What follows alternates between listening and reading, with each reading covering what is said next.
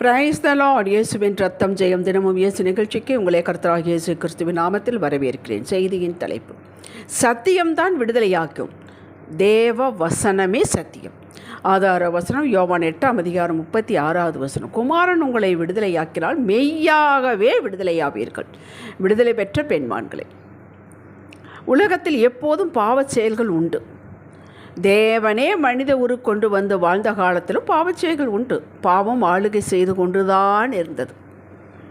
தேவன் நியாயப்பிரமாணம் கொடுத்த பின் தான் மனிதனுக்கு புரிந்தது எவைகளெல்லாம் பாவம் என்று. அதற்கு முன்னே இது சகஜம், மனிதனாக பிறந்தால் இவைகளெல்லாம் செய்வது யதார்த்தம்தான் என்றிருந்தார். திருடுவது, பொய் சொல்வது, அதிகமாக கோபப்படுவது, பிறரை வஞ்சிப்பது, இவைகள் மனித உணர்வோடு இணைந்தவைகள் என்று மனிதன் எண்ணினான்.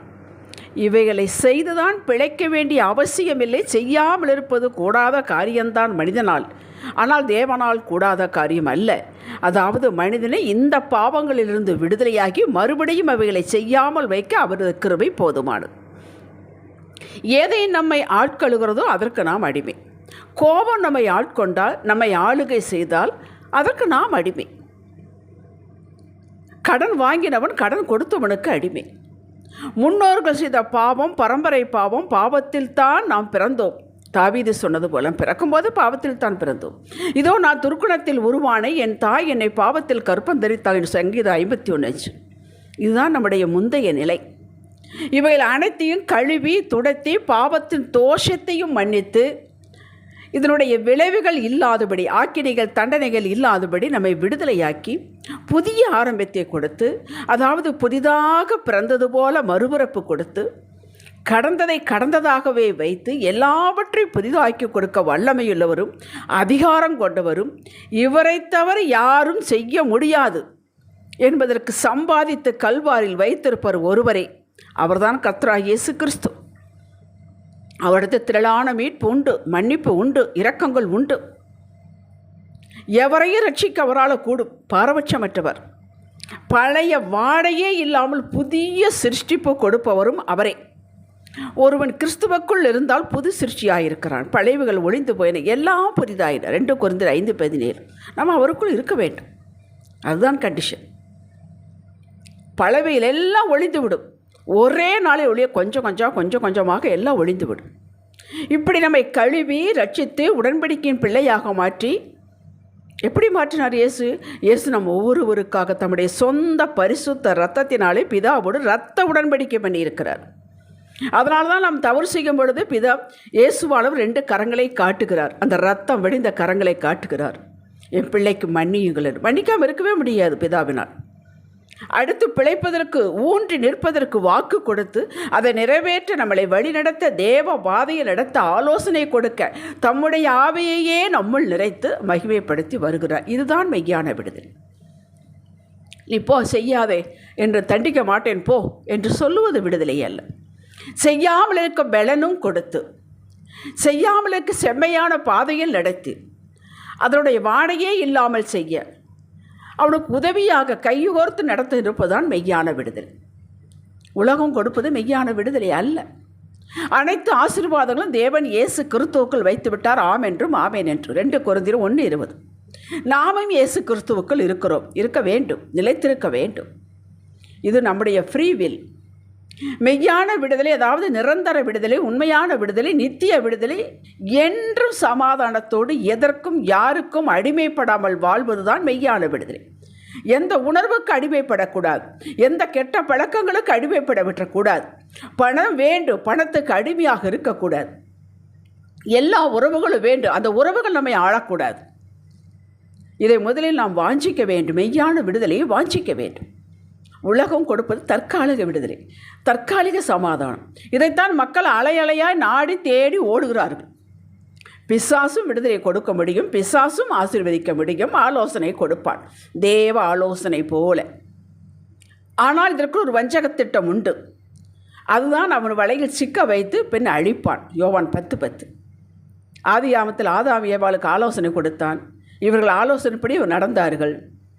பிசாசினாலே காப்பாற்ற முடியவில்லையே, தோட்டத்தை விட்டு துரத்தி விட்டப்பட்டார்களே.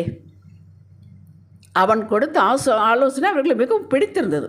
அப்படித்தான் கொடுப்பான். நம்முடைய இச்சை, ஆசை நாட்டம் எதில் இருக்கிறது என்று கண்டுபிடித்து அதற்கு தகுந்தால் போல் கொடுத்து வலையை விரிப்பான். வஞ்சக வலை, அறியாமல் மாட்டிக்கொள்கிறோம்.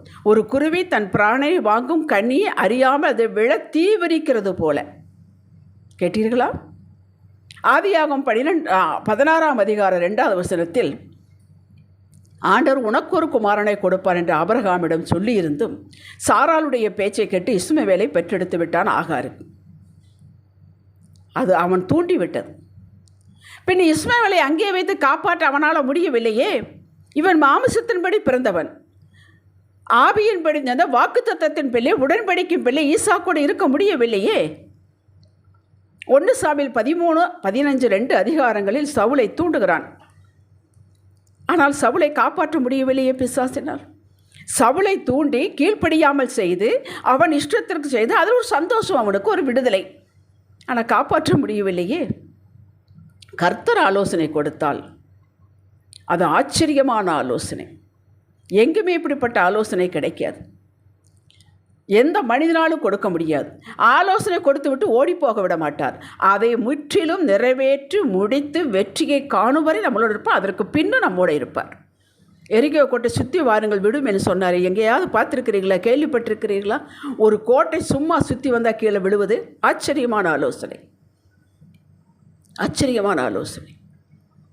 நைட்டில் தான் மீன் பிடிப்பார்கள், பகல் எப்படி வரும் மீன்? ஆனால் சொல்கிறார், வலப்பக்கத்தில் வளைவு போடு, ஆழத்திலே வளைவு போடு. திரளான மீன்கள் வந்ததே. ஆச்சரியமான ஆலோசனை. வெற்று வரவரவு கூடவே இருப்பார். இதுதான் மெய்யான விடுதலை. மறுபடியும் அடிமைத்தனத்தின் நுகத்திற்கு நுழைய மாட்டோம். அவர் கிருபை போதுமானது. அதுதான் மெய்யான விடுதலை. ஒரு 30-40 வருஷத்துக்கு முன்னாடி ஒரு நிகழ்ச்சியை சொல்லுகிறேன். ஆல்கஹால் குடித்தவர்கள் ஏராளம் பேர். அவர்களுக்கு ஒரு ரீஹேபிலிட்டேஷன் சென்டரை வைத்திருக்கிறார்கள். அவர்கள் குடிக்கவே மாட்டார்கள். அப்படி ஒரு ட்ரைனிங் கொடுக்கிறார்கள் என்று சொன்னார்கள். ஏராளம் பேர் போய் சேர்ந்தார்கள். ட்ரைனிங் சூப்பராக நடந்தது. நிஜமாகவே அவர்கள் குடிக்கவே இல்லை. ஒரு 10 நாள், 15 நாள், 20 நாள், 30 நாள் அந்த வாடையே எங்களுக்கு பிடிக்க மாட்டேங்குது, நாங்கள் அந்த பக்கமே போகலை என்றெல்லாம் சாட்சியை கேள்விப்பட்டோம். எல்லாரும் பணத்தை கொட்டி கொட்டி கொட்டி ட்ரைனிங்கில் சேர்ந்தார்கள். அதற்கடுத்து அட்வான்ஸ் கோர்ஸ் ஒன்று இருக்கிறது, அது பெங்களூர். இதுக்கு இடையில் 2 மாதம் கேப். அந்த 2 மாதத்தில் இங்கே பெற்ற ட்ரைனிங்க்கு அது குடிக்காமல் இருக்கணும், அது மேலே ஒரு மோகம் இல்லாமல் இருக்கணும் என்று ட்ரைனிங். அப்படியும் இருந்தார். பெங்களூருக்கு புறப்பட்டார். இந்த குரூப் அப்படியே பெங்களூருக்கு புறப்பட்டது. நான் பின் நாட்களில் கேள்விப்பட்டேன், போகும்போதே பாட்டில் வாங்கி கொண்டு போனார்களாம். கேட்டீர்களா? மார்க் 5 லேகியோன் பிடித்த பிசாசு பிடித்தவனை ஒரு நொடியில் விடுதலையாக்கினான். அவன் அப்படி கத்தி கொண்டு சுடுகாடே வீடு என்று இருந்தவன் விடுதலையானவுடன் அந்த பிசாசு வெளியே போனபடி, பிசாசு போகணும், வெளியில் போயிடும். அதை அமுத்தி வைக்கக்கூடாது. இந்த அமுத்தி வைக்கிறது தான் தற்காலிக விடுதலை. அவன் உடுத்தி இயேசுவின் பாதத்தில் அமர்ந்தான். பின் அவன் சுவிசேஷனாக போனான். நோய், வியாதி, தரித்திரம், சண்டை, பிரிவு, டிப்ரெஷன், கடன் எதுவாக இருந்தாலும் கர்த்தர் மட்டும்தான் மெய்யான விடுதலை கொடுக்க முடியும். கொடுக்கிறார். எதை மாற்ற வேண்டுமோ அதை மாற்றி, எதை செய்ய வேண்டுமோ அதை செய்து நிரந்தர விடுதலை கொடுக்கிறார். மரணத்திற்கு யாரும் தப்ப முடியாது. ரட்சிக்கப்பட்ட நமக்கு 2ஆம் மரணம் இல்லை, நித்திய ஜீவன் உண்டு. இதுதான் மெய்யான விடுதலை. உலகத்தில் இருக்கிறவர்களுக்கு மெய்யான விடுதலை கிடையாது. அடிமைத்தனத்திலிருந்து அது எதுவானாலும் சரி நாம் விலகி இருக்க, விடுபட உலகம் பல யோசனைகள் சொல்கிறது. மறுபடியும் அதற்குள் நுழையாமல் இருக்க வைக்க எந்த வல்லமையாலும் முடியவதில்லை. ஏனென்றால் மாமிசத்தை கொண்டு தான் அவர் ட்ரைனிங் கொடுக்கிறார்கள். அந்த மாமிசம் எவ்வளவு காலம் தாக்கு பிடிக்கும்? இயேசுவின் ஆலோசனை, கிருபை, தயவு ஆத்மாவை தொடுகிறது, ஆத்மாவை பலப்படுத்துகிறது, மனதை தைரியப்படுத்துகிறது. அதிலிருந்து விலகி ஓடுவதற்கு சகல வல்லமே அவர் கொடுக்கிறார். இந்த மனிதன் மாமிசத்தில் இருக்கிறவன் அல்ல. நம்மை வைராக்கியமாக அதிலிருந்து முற்றிலும் விடுதலையாக்கி அவன் வைத்த நுகத்தை முறித்து கட்டுகளை அறுத்து நம்மளை என்றென்று சுதந்திரமாய் வைக்க இயேசுவின் நாமம், இயேசுவின் வார்த்தை, இயேசுவின் இரத்தம் மட்டுமே செல்லுபடியாகும். இப்படி சகலத்திலிருந்து மெய்யான விடுதலை பெற்று வெற்றி பெற்று வாழ வேண்டுமானால் நாம் இயேசுவின் நிலைத்திருக்க வேண்டும். ஆவியானவருக்கு கீழ்ப்படிய வேண்டும். அது எந்த ஆசீர்வாதமாக இருந்தாலும், விடுதலையாக இருந்தாலும், எதுவாக இருந்தாலும் இந்த 2 காரியம் நடந்தே ஆக வேண்டும். அவருக்குள் நாம் நிலைத்திருக்க வேண்டும், அவருக்கு கீழ்ப்படிய வேண்டும். உள்ளான விடுதலை பெறாமல் வெளிப்படையான மற்ற காரியங்கள் விடுதலை வெற்றி வராதுங்க. ரோமர் 12ஆம் அதிகாரம் 1-2 வசனங்களை வாசித்து பாருங்கள். அற்புதமான வாக்கியங்கள். சத்தியம்தான் விடுதலையாக்கும். யோவான் 8:32. எது சத்தியம்? வசனமே சத்தியம். யோவான் 17:17. ஆண்டவருடைய வசனம்தான் சத்தியம். அதை படிக்க படிக்க படிக்க படிக்க படிக்க அது நமக்குள்ளே போக போக ஒரு கருப்பாக இருக்கக்கூடிய காரியங்கள் கொஞ்சம் கொஞ்சமாக கழுவி கொண்டே போகும். ஒரே நாளிலெல்லாம் நடக்காது. அது மந்திரம் அல்ல. தேவ வார்த்தையை வாசித்து வாசித்து உள்வாங்கி உள்வாங்கி தியானம் செய்து அதன் அடிப்படையில் நம் வாழ்வை அலைன் பண்ணி போது சகலத்திலிருந்து நாம் விடுதலை ஆகிறோம். கர்த்தருடைய பெலன், கிருபை, தயவு நமக்கு கிடைக்கிறது. ஞானம் கிடைக்கிறது, வைராக்கியம் கிடைக்கிறது. அது அவர் கொடுக்க வேண்டுமுங்க. நமக்குள்ளிருந்து இது ஒன்றும் வராது.